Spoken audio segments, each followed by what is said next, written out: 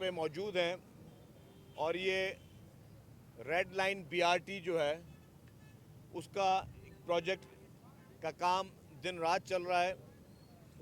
इस प्रोजेक्ट में थोड़ी डिले आई थी क्योंकि जब ये कॉन्ट्रैक्ट अवार्ड हुआ था तब और आज जो इन्फ्लेशन आई है और जो भी तमाम उन बिल्डिंग मटेरियल्स के रेट्स जो हैं वो डबल ट्रिपल तक पहुँचे, तो उसके बाद थोड़ा कॉन्ट्रैक्टर्स को थोड़े इशू थे। फिर हमने एशियन डेवलपमेंट बैंक जो है वो इस प्रोजेक्ट में फाइनेंसर है, बैंक लोन उनका है, तो एशियन डेवलपमेंट बैंक और जितने भी ट्रांस कराची के इदारे हैं सब ने जो है फिर वो कॉन्ट्रैक्टर्स के सारे मुतालबात को देखा, उन्होंने रिकमेंडेशन भी भेजी है। लेकिन उसके बावजूद भी इस वक्त दो लॉट्स हैं, लॉट 1 लॉट 2। इस वक्त हम लोग खड़े हैं वो लॉट 2 है और दिन रात काम जारी है। ये जो आप पैसे देख रहे हैं इस वक्त थोड़ा, तो मैं ये आपको दिखाना चाह रहा हूँ कि ये इसका अंडरपास है, जो बीआरटी रेड लाइन है वो इस अंडरपास से नीचे जाएगी और ये कनेक्ट करेगी ग्रीन लाइन को। तो दिन रात मेहनत चल रही। ये पैसेज इंशाल्लाह 3 महीने में ये रेडी हो जाएगा। हमने उनको जो टारगेट दिया कि विदिन 3 मंथ्स जो है वो उसको रेडी करेंगे। रेड लाइन बीआरटी जो है और उसके बाद अब येलो लाइन बीआरटी भी शुरू होने वाली है इंशाल्लाह ताला। कराची के शहरियों के लिए पाकिस्तान पीपल्स पार्टी की हुकूमत सिंध की जानिब से एक नहायती अहम और बहुत ही इम्पोर्टेंट किस्म का ये तोहफ़ा जो है ये सिंध हुकूमत की जानिब से दिया जा रहा है। ये कोई शॉर्ट टर्म प्रोजेक्ट नहीं है। ये प्रोजेक्ट के बनने के बाद यहाँ के शहरी अगले 60-70 साल तक इस प्रोजेक्ट से मुस्तफ़ीद हो सकेंगे, क्योंकि इसमें मेजर जो अखराजात हैं वो बसेस पे नहीं है। मेजर अखराजात जो हैं वो है इंफ्रास्ट्रक्चर पे, और state of the art infrastructure Karachi में बनने जा रहा है, चाहे वो रेड लाइन बीआरटी में बने चाहे वो येलो लाइन बीआरटी में बनने जा रहा है। तो कोशिश हमें यही की जा रही है कि लोगों को के मसाइल को देखते हुए और लॉन्ग टर्म प्लानिंग देखनी है, क्योंकि आज जो कराची में ट्रैफिक की सूरत हाल है डेफिनेटली आज के 5 साल और 10 साल के बाद ये सूरत हाल और मज़ीद जो है रोडों पे ट्रैफिक नज़र आएगी। तो उस बिना पर ट्रैफिक इंजीनियरिंग के तमाम उन पॉइंट्स को मद्देनज़र रखते हुए और जो पॉपुलेशन की ग्रोथ है हमारे मुल्क में उसको मद्देनज़र रखते हुए मैं समझता हूँ कि इससे बेहतरीन प्रोजेक्ट्स और हो नहीं सकते। ये जो प्रोजेक्ट है रेड लाइन बीआरटी, ये एशियन डेवलपमेंट बैंक है। जो येलो लाइन बीआरटी है उसमें वर्ल्ड बैंक हमारे साथ है। तो और उनकी टोटल मुकम्मल तौर पर हर इस पूरी प्रोसीजर में उनकी कंप्लीट ओनरशिप है, उनकी पूरी मदद जो है वो कर रहे हैं हुकूमत सिंध की के इन प्रोजेक्ट्स को कामयाबी के साथ बनाया जाए। इसमें थर्ड पार्टी कंसल्टेंट्स है, फॉरेनर कंसल्टेंट्स आपके पास सामने बैठे हुए हैं, ये सब इस पूरे प्रोजेक्ट्स को मॉनिटर कर रहे हैं। तो हमारी ये ख्वाहिश है कि जो ट्रांसपोर्ट का जो देरीना एक मुतालबा था, जिसमें पीपल्स बस सर्विस भी चल रही है, जिसमें ईवी बसेस भी चल रही हैं, जिसमें पिंक बसेस भी चल रही हैं, जिसमें orange line BRT Abdul Sattar ईदी लाइन वो हमारी रेडी है।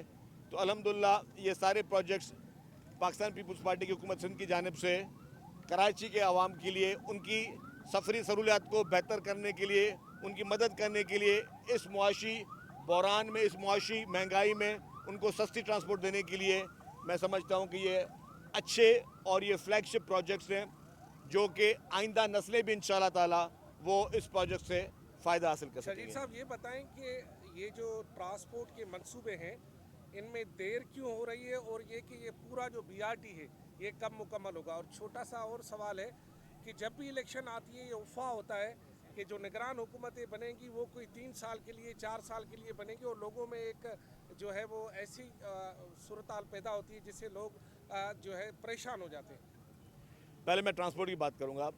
देखिए जी, ये जो प्रोजेक्ट्स होते हैं इसमें 2 तरीके से डिले होती है। एक डिले जो होती है, मैंने कहा कि जो हमें सामने एक आई कि फाइनेंशियल इश्यूज़ थे, कि और कोई फाइनेंशियल इशू नहीं थे, जो आपकी एस्केलेशन हो गई। किसी को पता नहीं था कि जी अचानक महंगाई का इतना बड़ा तूफान हो जाएगा, आप अचानक जो है पेट्रोल और डीजल के प्राइसेस जो है वो आसमान को छुएंगे और तमाम कमोडिटीज़ डबल हो जाएंगी। तो जिसकी वजह से एक हिट पड़ी।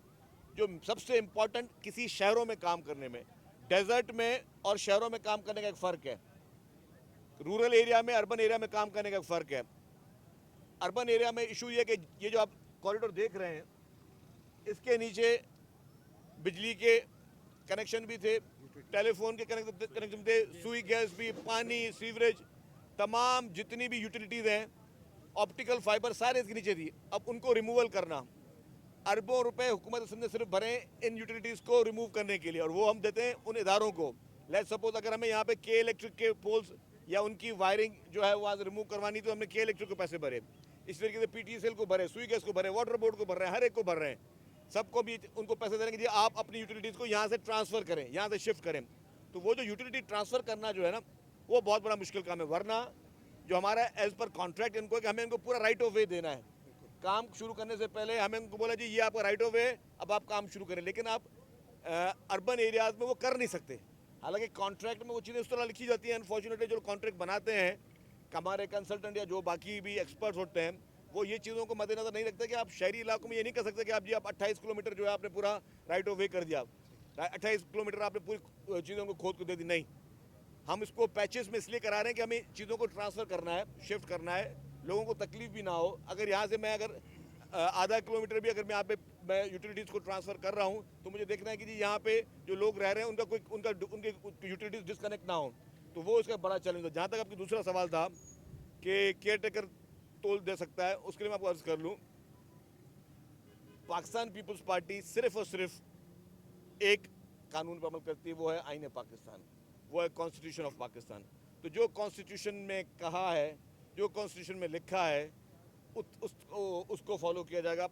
कॉन्स्टिट्यूशन से हटकर कोई भी फार्मूला जो है वो नहीं आएगा। अच्छा, ये शकील साहब ये बताइएगा, वज़ीर आला ने भी कहा था कि ये टाइम से पहले जो है असम्बलियाँ डिसॉल्व कर दी जाएंगी, प्राइम मिनिस्टर ने भी कहा है, तो कोई डेट अभी आजकल चल रही कि 8 अगस्त को अगर कर दी जाएंगी तो निगरान गवर्नमेंट को 3 महीने मिलेंगे, अगर 12 को की जाती है 2 महीने पे इलेक्शन कराना पड़ेगा। क्या इसमें क्या सदाकत है, क्या है इसमें? देखिए जी, ये वज़ीर आला साहब फैसला करेंगे, पार्टी लीडरशिप से भी कंसल्ट करेंगे और ज़ाहिर अपने कॉलीग से भी कंसल्ट करेंगे। तो अभी ये प्री मेच्योर है, अभी तो 15-20 दिन है, चलने दें किसी भी। किलोमीटर का ये मंसूबा स्कीम 45 में तरक्याती काम नहीं हुआ है, इंफ्रास्ट्रक्चर भी नहीं। कहाँ पे?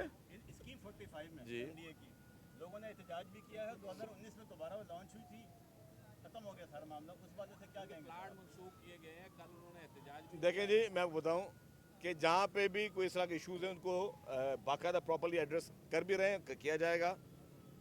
आप ये देखें कि जी पाकिस्तान पीपल्स पार्टी की हुकूमत सिंध ने किस तरीके से दिन रात एक करके शहर की तरक्की के लिए काम कर रही है। आप देखें कि पीपल्स पार्टी के मेयर काम कर रहे हैं, पीपल्स पार्टी के टाउन के चेयरमैन काम कर रहे हैं, पीपल्स पार्टी के डिस्ट्रिक्ट काउंसिल के चेयरमैन काम कर रहे हैं, पीपल्स पार्टी के वज़रा काम कर रहे हैं, पीपल्स पार्टी के वज़ीर आला काम कर रहे हैं। मैंने कहा कि अगर ये ध्यान ना होता तो ये प्रोजेक्ट आपको नजर नहीं आते। ये छोटे मोटे प्रोजेक्ट नहीं है। प्रोजेक्ट असल में जब प्रोजेक्ट की तैयारी की जाती है ना, उसमें भी अनफॉर्चुनेटली हमारे पास सालों साल लग जाते हैं। हमारे प्रोसीजर्स इतने लंबे हैं कि उस स्टडी में हमें सालों साल लग जाते हैं। तो इसी तरीके से ये प्रोजेक्ट जो है ये पूरे कराची के लिए एक बहुत बड़ा तोहफा है।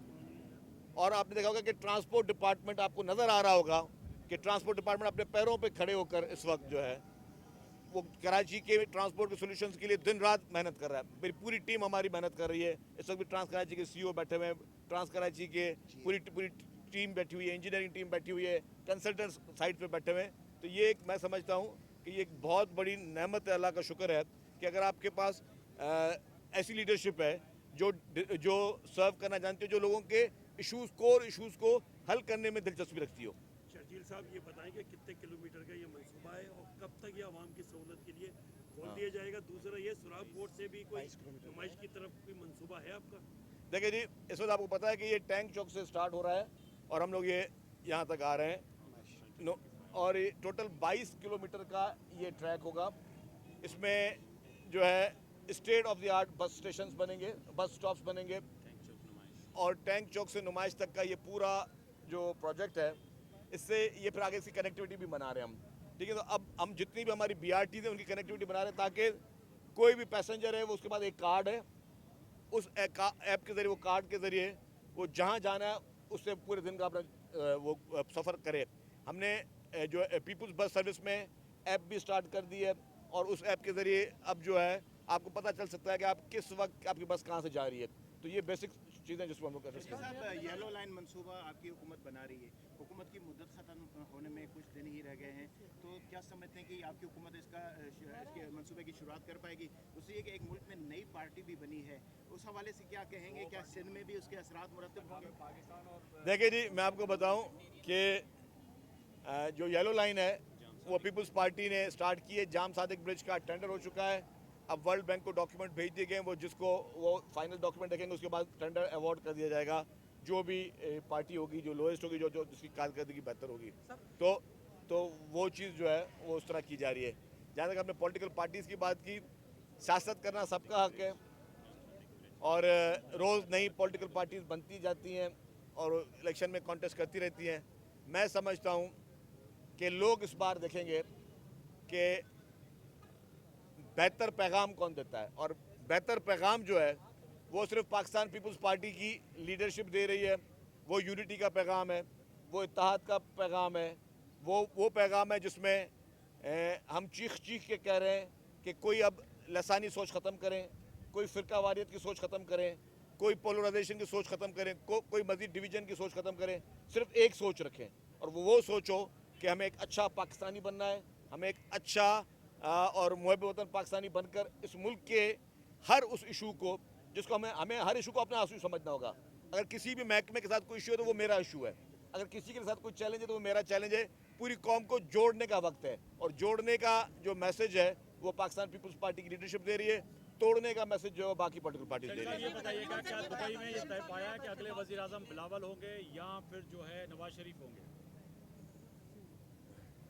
अच्छा मेरे भाई, कोई भी बात जो है जब तक आपको बाकायदा कोई प्रेस कॉन्फ्रेंस होगी, कोई ऐलान